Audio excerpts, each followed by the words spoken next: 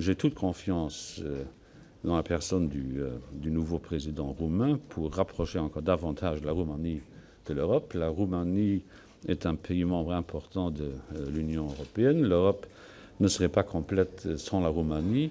J'étais toujours très fier du fait qu'en 2005, lorsque j'étais président du Conseil européen, nous avons signé à Luxembourg le traité d'adhésion de la Roumanie. Je me sens donc très proche de ce pays et j'étais content de pouvoir évoquer avec Klaus Iohannis un certain nombre de sujets, Schengen, le mécanisme de contrôle, d'autres problèmes.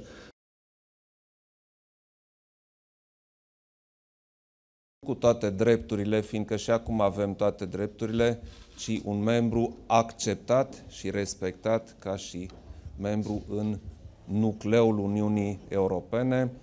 Un lucru pe care l-am menționat și mai devreme astăzi este unul din cele mai importante obiective din mandatul meu, europenizarea completă a României.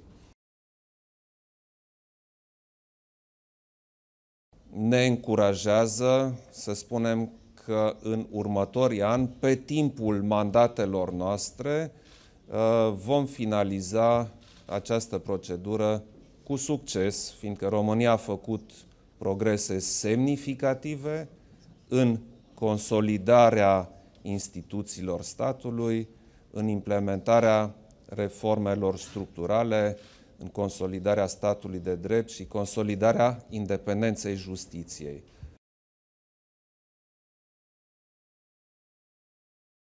Și sigur că am arătat că noi în Comisia Europeană înțelegem importanța politicii regionale pentru România, pentru regiunea noastră, fiind principala sursă pentru investițiile publice din România.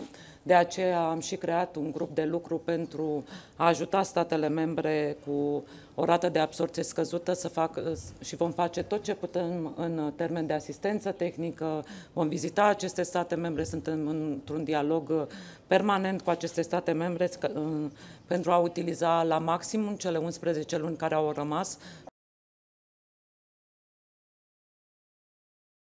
Il est de l'intention de ma commission, et je l'ai discuté avec le président Iohannis, d'essayer de mettre à profit le plan d'investissement que nous avons présenté récemment pour que la Roumanie, en termes d'investissement dans l'économie réelle, puisse profiter des différentes articulations de ce plan. Le gouvernement roumain nous a saisi d'un nombre impressionnant de projets. Nous allons y jeter un regard et sans aucun doute la Roumanie sera parmi les bénéficiaires du plan d'investissement.